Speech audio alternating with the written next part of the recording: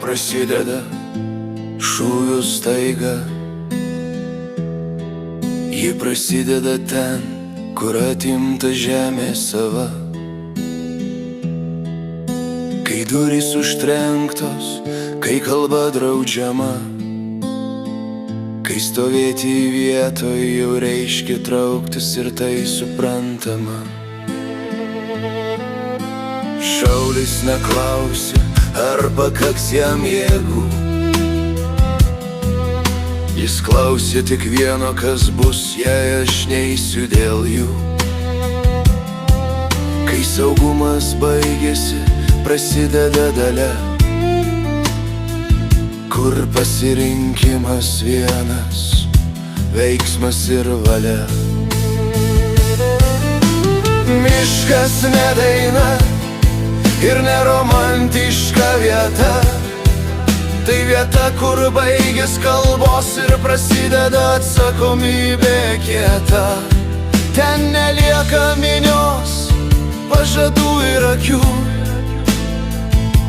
Lieka sprendimas, priimtas be liudininkų. Ginklas rankoje, ne pradžia kovos. Jis riba, kai baigėsi žodžiai ir nelieka kitos išeiti.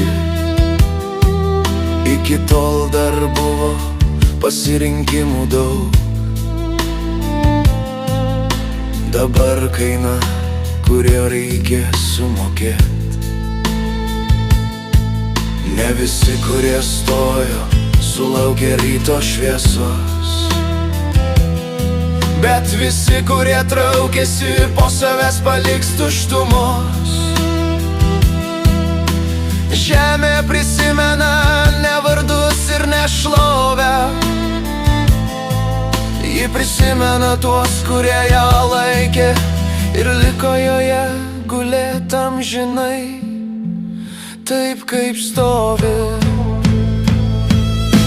Šauliai kyla į kovą ne dėl garbės ir ne dėl vardų, ne dėl įrašų sąrašos ar atminimo ženklų. Jie kovoja todėl, kad Lietuva liktų.